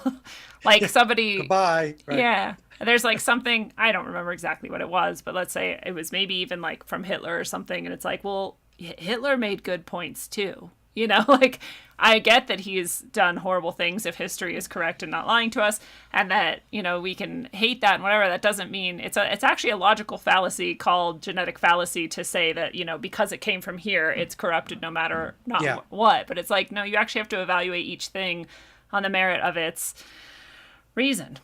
And you made an important point. If history is true, right?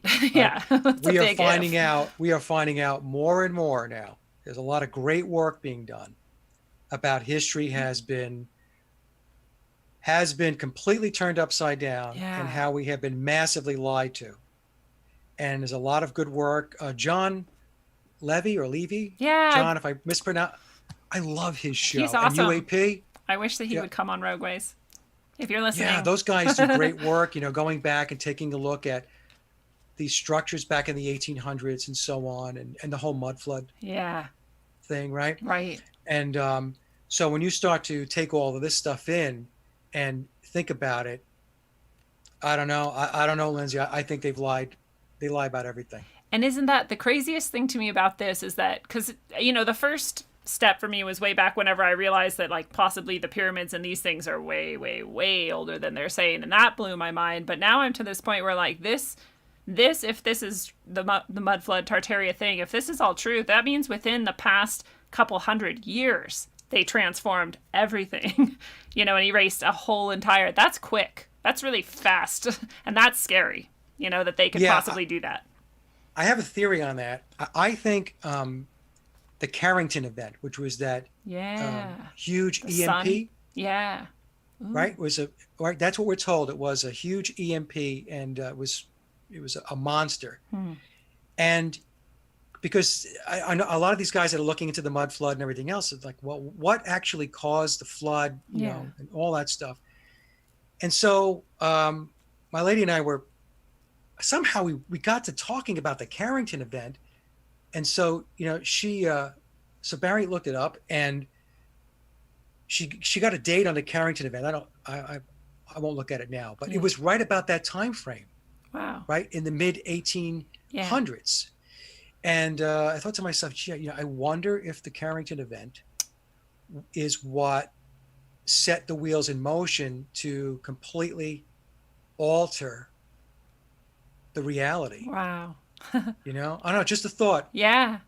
Well, and then I wonder, now that we're like speculating about that, I wonder if that's something that, they, like the forces, the powers that be, that seem to control everything throughout history, if they could engineer that to happen. At the very least, they capitalized on it, right? But is there a way that they could possibly, esoterically, spiritually, however, magically, influence that to happen so that they could pull something like that off? I don't know. I mean, I think a lot of it has to do with alignment of the celestial bodies. Yeah. I really do. I think now Martin Kenny and I did a show going back about a year, 2 years ago, whatever. And Martin talked really, I mean, he was almost a prophet. He had said that 2020 was going to be completely upside down and just filled with turmoil. Wow. And Martin had said that he had predicted that December 21st of this year, that there might be an event that would appear to be, or maybe it might be, catastrophic. That aligns with a lot of my own weirdness. Okay. I mean, so maybe something like another Carrington event, or something where there's enormous amounts of electromagnetic pulses, frequencies, whatever, that will alter the reality as we know it again. I don't know. So, and I've talked about this with some folks, and they said, well, what are you going to do? I said, what can I do? Yeah. The same thing that you've been doing. There's nothing you can do. Yeah.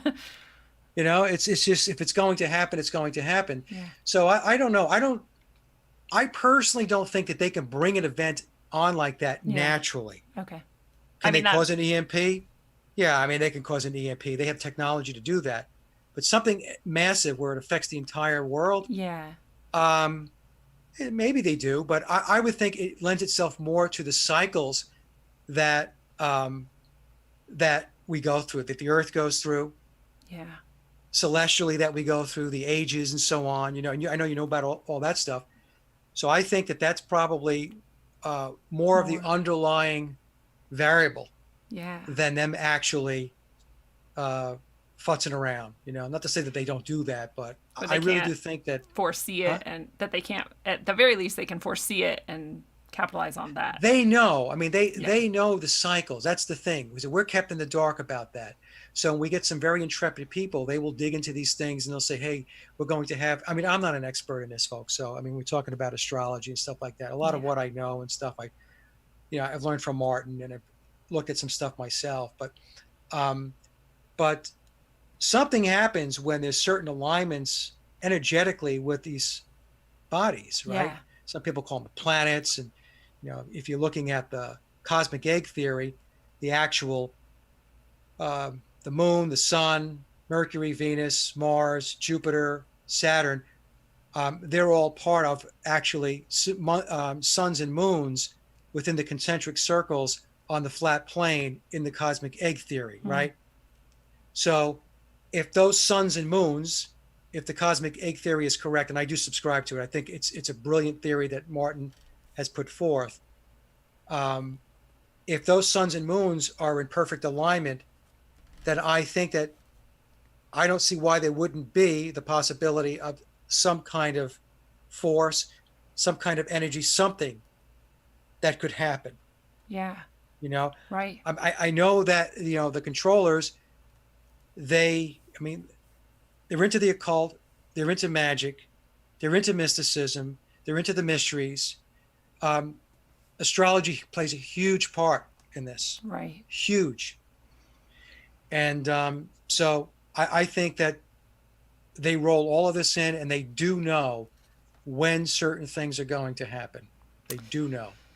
Yikes. And that, because when you're talking about like the alignment and some sort of energy coming through, it made me think of the electric universe theory, and I'm not an expert on understanding all of that, but I wondered if that plays into the cosmic egg theory or not, or if they're compatible or mutually exclusive. Yeah, I think there are correlations. They're obviously not an exact match, because the electric universe deals with the heliocentric model. That's what I've seen, right? Yeah. Whereas the cosmic egg is really a geocentric model. Huh. But the concept of an electric universe would apply to both, in my view. Okay. You know? There's no reason it couldn't. Yeah, yeah. So, that's how I would look at it. People should watch, instead of listening to me on this, listen to Martin on this stuff. I did a show with him going back about a year and a half ago. It was a 3.5 hour show. He covers the whole thing, Cosmic Egg, soup to nuts. That's the best show to listen to. And what's his name again? Just one more time for everybody. Martin Kenny. Kenny. Is it Kenny? Yeah, Kenny. Okay. Like, he has two first names. Yeah. Martin and Kenny. That's awesome. I wonder too, because this whole time period for me feels like the 2020 so far feels to me like a lot of really heavy duty conditioning, mind control, and especially with the naming of things right now, it seems like it's like pretty almost obvious and in our faces that we've got novel corona, which is new crown or new mind, right? And now we have the comet Neowise, which is new wisdom, new mind. Mm-hmm. So they have the two same exact names almost, and then who knows what else they're going to bring about. So they're clearly, I think, trying to really get as many people as they can locked into wherever they want our minds. And so I wonder if that's almost in like preparation for whatever might come this winter. I think it is. There's an initiation taking place right now. That's why people are wearing masks. Right. Okay. It's like it's an occult ritual. They are initiating the masses into something. And I did the numerology on coronavirus and COVID-19, and it's 9/11. Pythagorean numerology, coronavirus is 11, COVID-19 is 9. And then 9/11. It's a 9/11 event. And so what I've explained to my audience is that 9/11 events are used to bring forth very significant transformation and change, a very significant altering of the reality. And so that's why they are pushing this coronavirus COVID-19 thing so hard. I think initially, that they thought that they would be able to get through the ritual faster than they had anticipated. So I think what's happened is that they're not quite there. And my assumption has been that they need a certain number of people to participate in the ritual. Mask wearers. They need a certain critical mass in order to get the ball over the goal line, where the ritual is considered successful and complete. And I don't think they are there yet. Ha. Okay. and even though people will say, well, Mike, there's a lot of people wearing masks. I agree. There are a lot of people wearing masks. But in my view, not the number they need. Yeah. Okay. So even though there's a lot, they expected more. And so that's why I think I did a video called the failing mask ritual. Good. And that's why they're going at it the way they are, Lindsey, because if it were successful, they would have moved on to the next psyop, the next ritual, whatever, you know, and they're stuck on this thing. Yeah. Right. So who knows? Maybe we have enough people who are not consenting and not complying. We'll have to send them back to the blackboard. And it doesn't mean that they're not going to try again. They obviously will. Yeah. But any setbacks we can give them, I'm all for it. Yes. I love messing up their plans. And I often think about that. Like if there's enough of us talking about it, being aware of it, not complying with it, even if it's just mentally and spiritually that we're not complying, then, do we have a chance of stopping or slowing them? And I think more and more, I feel like that's true. And so, and the other thing is, for those of us who don't wear masks, even sometimes it's hard. Yeah. because there's all these people walking around with masks. Don't wear the mask, because what happens is there is a reverse psychological effect. The person who's wearing the mask, even though they think that I'm supposed to be wearing a mask, is also thinking, why isn't he wearing a mask? Yeah. Isn't he afraid of dying? Mm-hmm. And then it's like, well, obviously he's not. Yeah. And then they're going to see somebody else without a mask. And so that's how you erode the effect of the mask wearing. I've had people say to me, well, I'll put a mask on because I really don't want to hurt their feelings. Wrong answer. Yeah. Because you're hurting all their you're soul.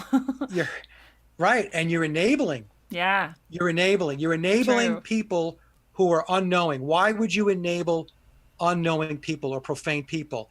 You want to get them out of the profane, out of the state of unknowing, and you want to move them forward to a place where they are more aware Yeah. of what's going on. Even if it's a small incremental step, that's what you want to do. So I won't wear a mask. I mean, I just won't wear it, Me too. And to be honest with you, I haven't caught any flack for it. No, I haven't either. It's been very strange. I've expected people to sort of get in my face. No one has. I've had like it prepared in my head, like how will I respond me if they too. do? They haven't. Stores have Yeah. said you have to wear a mask, and I'll say no. I have a medical exemption or whatever. I'm not going to wear a mask, and they're like okay, and I'm like okay. And then Yeah. even my doctor was like, you need to have these procedures done. You need to come in, and I was like, well, I'm not wearing a mask, and she's like, why? And I'm like, I have a medical condition. She's like, I don't understand. Can't you just wear it for a minute? I'm like, no, I can never wear a mask. I can't. I'm not going to. Yeah. And she was like, well, I mean, we have to do these. I'm like, I guess we're not going to because I'm not wearing a mask. And finally, she called me back like 2 days later and she's like, okay, we set it up so that you can come in without a mask. I'm like, I guess I'll do it then. Like, I canceled the doctor appointment. yeah. And it was, well, here's the story, okay? Okay. He was a pulmonologist. Oh, wow. He's a respiratory doctor, okay? They want you to wear a mask. What the hell? Oh, my Right? God. Yeah. And I had a checkup, and I called up in advance, and I said, hey, I don't do masks.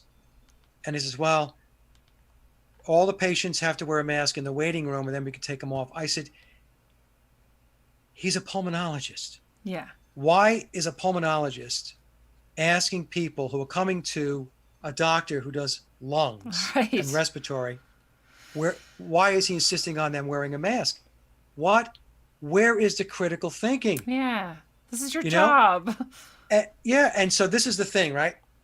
I did another video. I do a lot of videos, folks, where I had said that it's like giving these doctors an IQ test and they fail it. Yeah.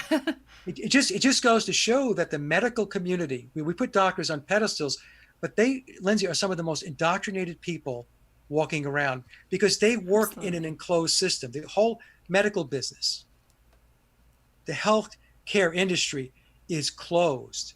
And if you walk off the reservation even this much, you could be in big trouble. You'll lose your career, you'll lose your license, whatever it may be. Yeah. So that's how they keep them contained, and they stay there. And they're not questioning anything. Like how a doctor who is a pulmonologist even think to begin to ask patients who are coming in with pulmonary conditions to wear a mask is mind-blowing. It's crazy. So I told the lady at the desk, I'm not coming in. You just take me off the schedule. Yeah. That's that. We're done with that. Well, and when you come to your senses, give me a ring. Yes, you're absolutely right. And it is, like you said, I think this is another example of how if you are, healed and whole as much as you can be and have done your kind of self-work, then you can be this person who doesn't wear a mask in public because you're at that point where, that's something that you have the sort of strength and willpower or patience or whatever it is that it takes to sort of do that. And then that is one of those things that then does affect the whole world. It ripples out and affects the whole world because one person, like you said, is going to see you, ask themselves like, wait, do I really have to wear a mask or what's going on here? And that's going to then go to someone else. And it's like these things that I think people don't realize actually do change the world. It always starts within you, and that you have gotten to this point where you are that aware, awake, strong, whatever it is, whatever the list of characteristics is. You've got to be strong. You've got to be strong. Don't buckle. Critically think. Stand your ground. It's going to get uncomfortable at times. Right. Fine. There's going to be times somebody is going to say something to you. Just like like you, I have a little script in my head, Yeah. right? And it's going to be nice, Right. but they'll get the point. And so that's what you have to do. But you can't, if you fold your cards and you just go along to get along, that's not going to work. That's not No. helping anything. Yeah, they're going to come for you eventually. You're going to help Yeah. create the system that you hate by going along with it. Exactly. Well, we also wanted to talk about Q, the phenomenon known as Q, in our talk here, and I think we're pretty much on the same page as each other on this. But where do you want to go with Q? Well, yeah, I don't talk about Q a lot. It's one of those things where I just ignored it. Yeah. And I was hoping that a lot of people in the truth community would see it for what it is. And it's a psychological operation. It's a psyop. Yeah. And I have told folks in the truth community that what Q is doing is no different than what David Wilcock and Ben Fulford were doing back in 2012, which was, the mass arrests. It was the fall of the cabal.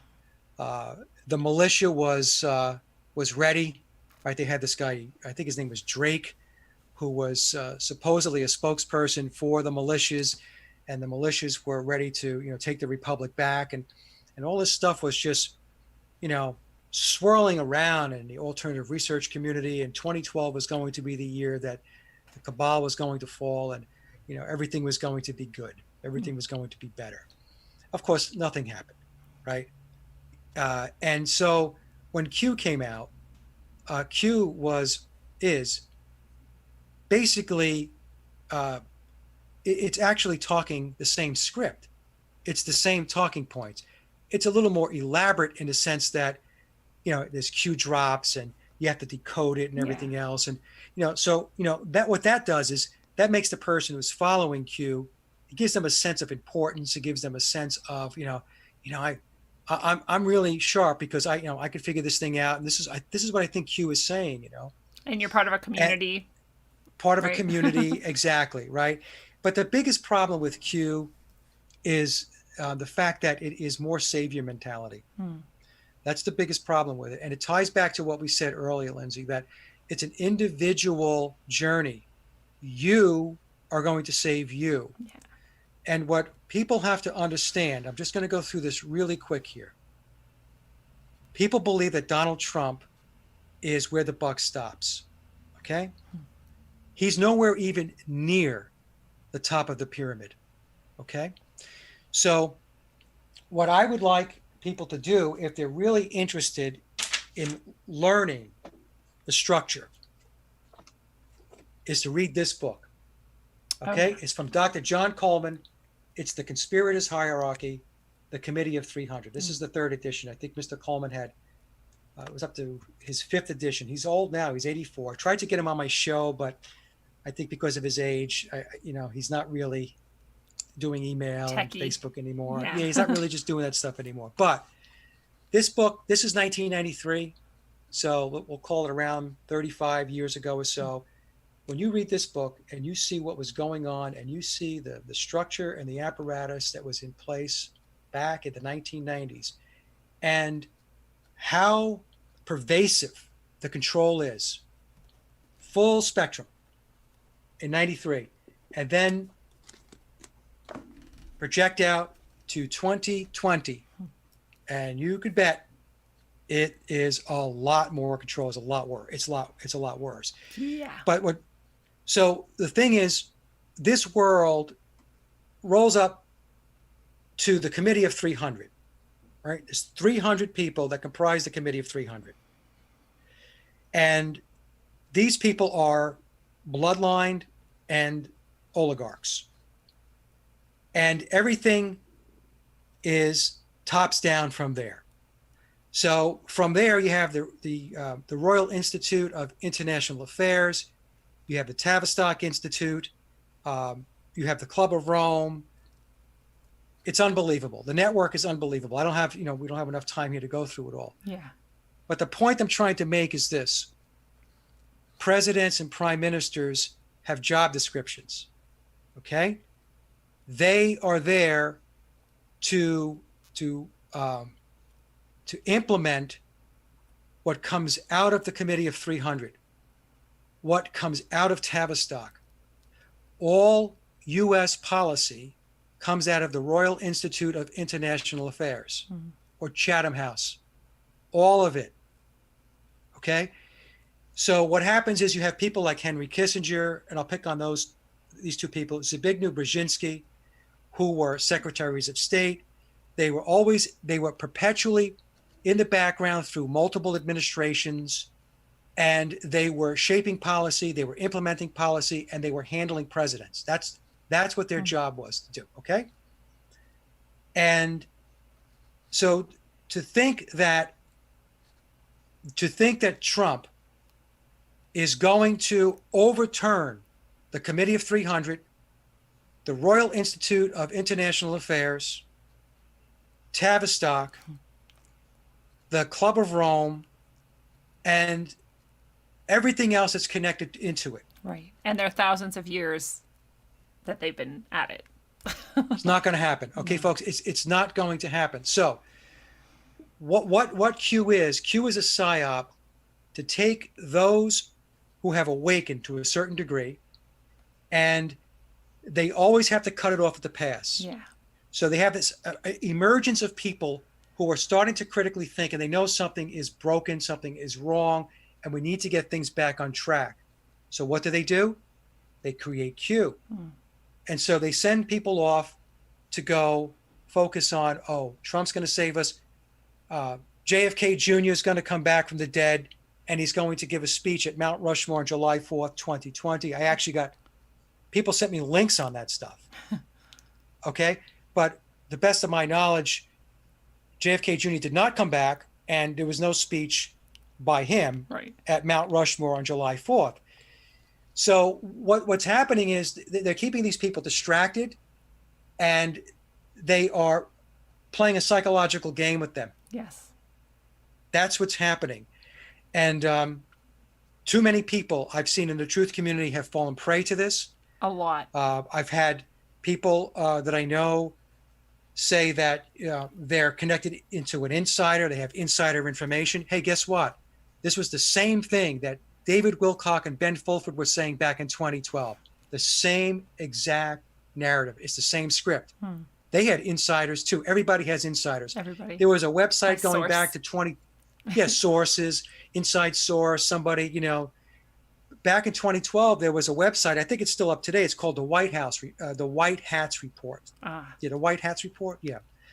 And that website was supposedly the White Hats who were dropping information about what was going on behind the scenes, how the fall of the cabal was imminent, and this person was doing that, and that person was doing this, and Ben Fulford was talking about the dragon families, how they were involved in this, and they were all, and people who were in the Illuminati and stuff like this, who wanted to change the world for a better place.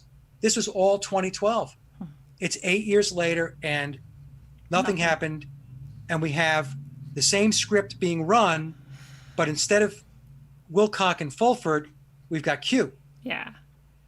Right. That's how this is how I'm seeing it, and but once you understand, really understand the structure, you will completely get how implausible the whole Q narrative is.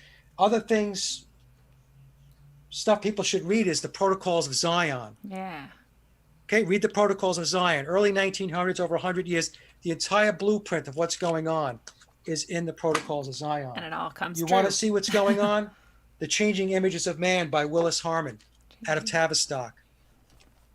I don't know how many pages this is. It's a behemoth. 250 pages. Wow. Okay? The Changing Images of Man. If you want to understand the human potential movement, the Aquarian conspiracy, the New Age movement, it's in there. You want to understand about the technocracy? You want to read Zbigniew Brzezinski's book, Between Two Ages, in the 1970s. 50 years ago, he was talking about how the world was going to be taken over by a technocracy. And it is. Okay, so Brzezinski, heavily a deep state operative, right? Willis Harman out of Tavistock and the Stanford Research Institute, SRI. Okay, these are heavy hitters. Yeah. These are people, they're telling you what the game plan is, Protocols of Zion, and then again, Dr. John Coleman's book, The Committee of 300.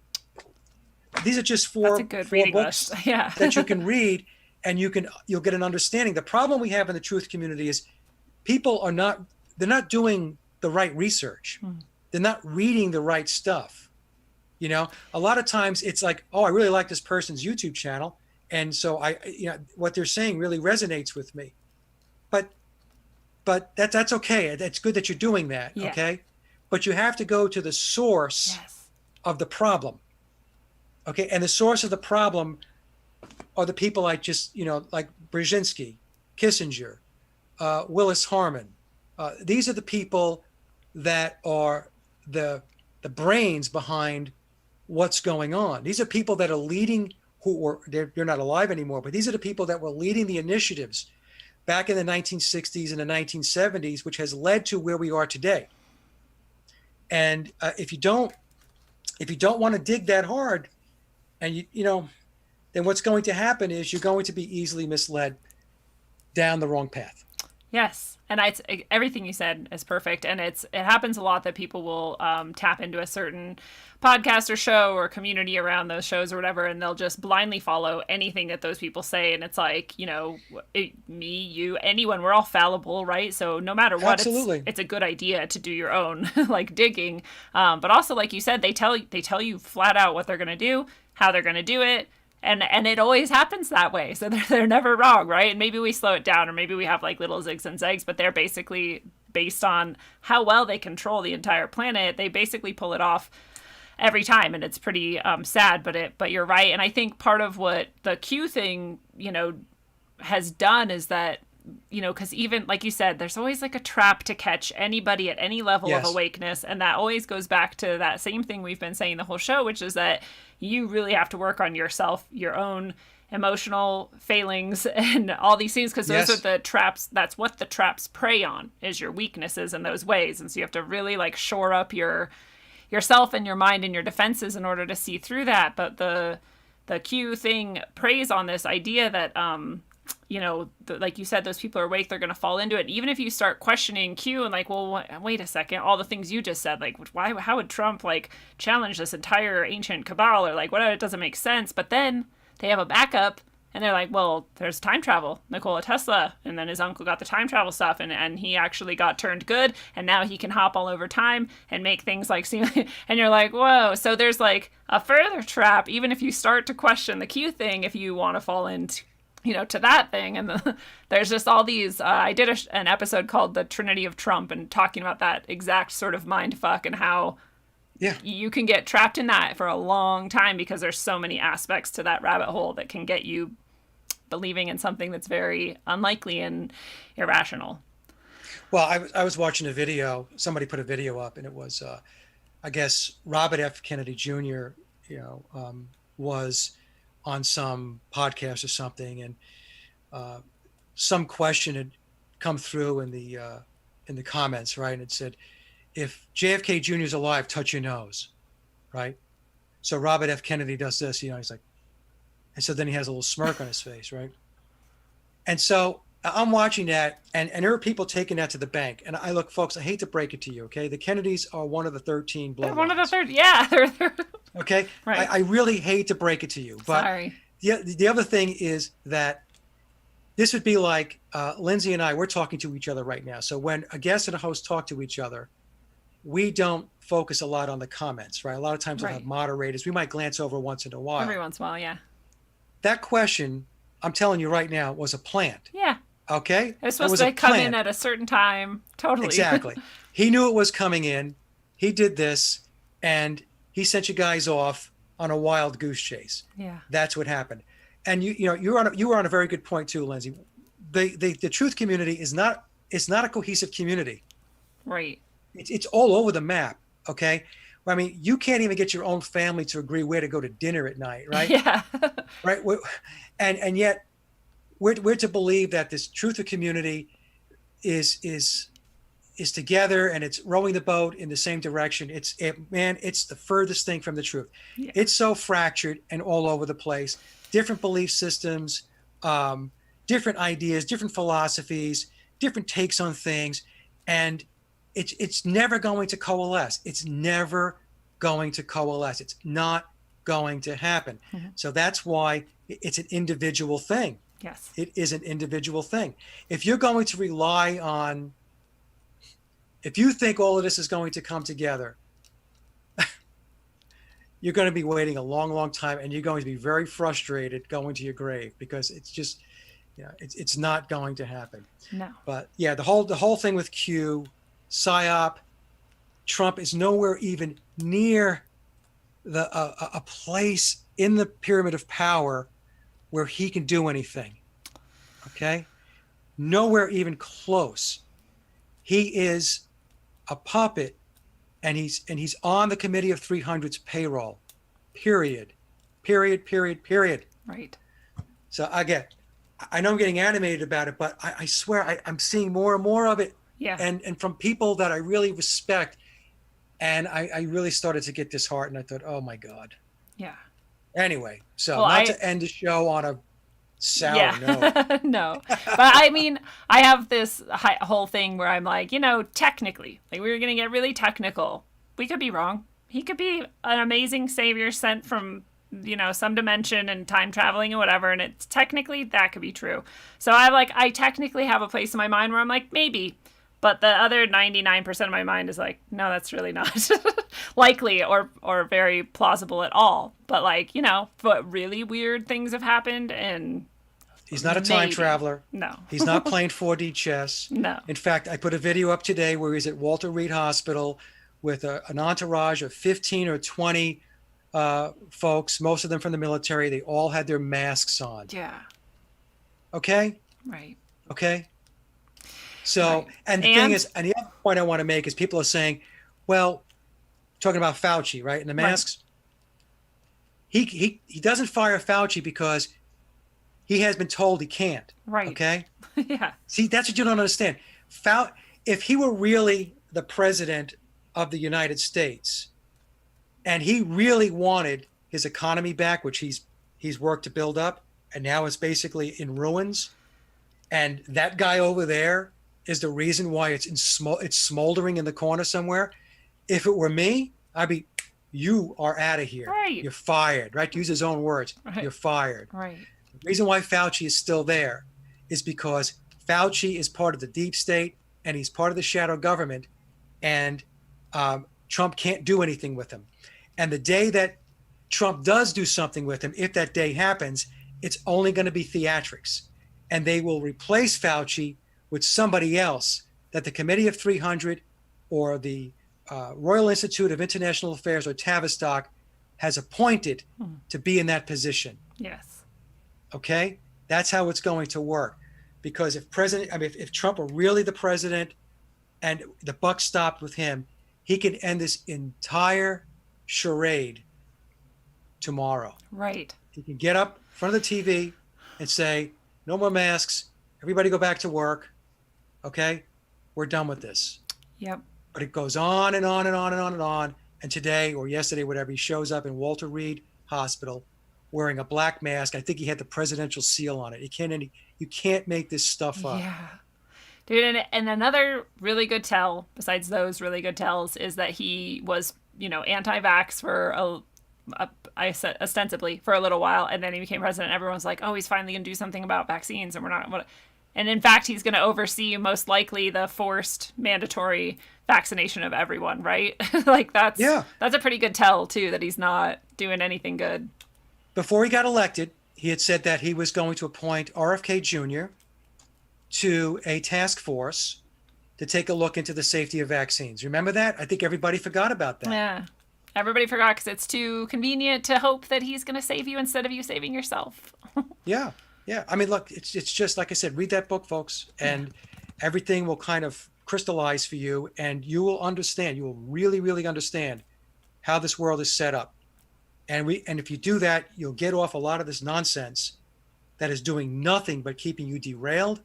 It's keeping you distracted, and it's keeping you into endless rabbit holes, keeping you running and running and running. Amen. Anyways. Well, to wind things down, I wanted to first ask you, do you have anything coming up that's new or that's going on that you want to direct people towards? Not really. It's just this whole COVID thing, coronavirus thing has taken on a life of its own with me. It's I'm just so bent on trying to get people to wake up on this thing, to see it. So, I'll continue to do that. I've got a couple of more things for my folks who are watching, like, oh my God, you didn't talk about Paul McCartney tonight. I do have a couple of more shows coming up on that, and I got an interview coming up later this month on that. I'm going to be doing it with Vince Russo, who's a good friend of mine. Cool. Yeah, and Vince and I are going to get together. And let me see, that's it. But if you want to find out, where my blog is and where my YouTube channel is and all that stuff, just go to my main website. It's sageofquay, QUAY.com, and that's my hub website, and all the links are there. Okay, I'll update my link because I put your blog link in instead of that one, so I'll change that so people can. Yeah, if you do sageofquay.com, everything's there. Perfect. And then I always like to ask people what their final thoughts for the episode are, your sort of final words of wisdom, or what you want to leave people with as a last thought. My last thought is that it is an individual journey, and stop spending so much time focused on the physical aspects of your existence. Yeah. The field is 50 yards physical, 50 yards spiritual. If you're spending too much time or 100% of your time on the first 50 yards, you are sub-optimizing what it is you're supposed to be learning in your life. And you're undermining your life purpose. So connect back to spirit and invest more time connecting back to God, the creator source, and doing your inner work, because at the end of the day, that's really what matters. Absolutely. I'm so glad that we agree so fully in that way. And fellow travelers of the path, it is a beautiful thing. This has been your analog, electric, concentric dose of wisdom, according to Mike Williams from Sage of Quay. Mike, thank you so much for being here tonight. It's been a fantastic time to spend with you. Thank you, Lindsey. Thanks. So there is a baseline for all of existence, and it sits deep-rooted and almost flat-seeming to our overindulged senses. It hides behind our conscious mind and the many directions the monkey mind darts down in a given day. It waits for us to pause and breathe so we can look directly at it. But we let our imaginations race and run into every future worry or every past regret and unconcluded issue we created instead of noticing it, waiting. It guides even though we ignore it. It assures even when we pretend nothing can be right again, and it hopes that someday we remember. Hello, it says, I am waiting. Come home now. Come home. Do you hear it? Until you do, travel well, aim for balance, and always look inside first. Mwah.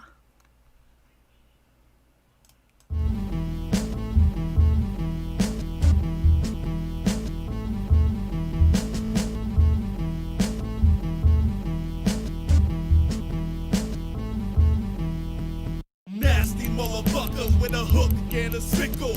Brought to you advertisement, bone plated nickel.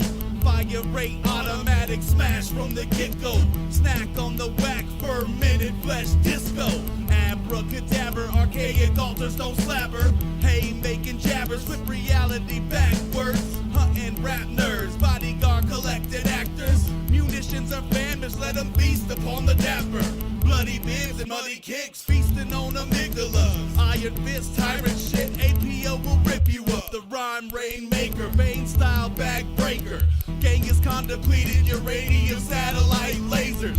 Cloaked in anonymity, I know you never heard of me. No rusted tools used for Crowley style surgery. Dissect a whole set, God body. God taught me to dissect the whole body. When it gets sloppy, I'ma get there.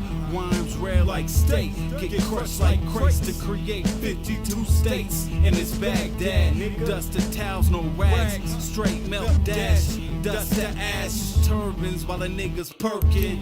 It's on purpose. My service touches the sun's surface, and rainbows touch serpents. My light all night shines so bright. I'm a star for eons, Hollywood's for peons, cause they try to copy the same shit we on. Hey, I ain't done yet, lungs depleted and can't breathe, can't believe it. Trying to seek it while trying to peep it, it's a secret. Now you're nobody, label somebody, trying to claim John Gotti. It's yours truly, God body.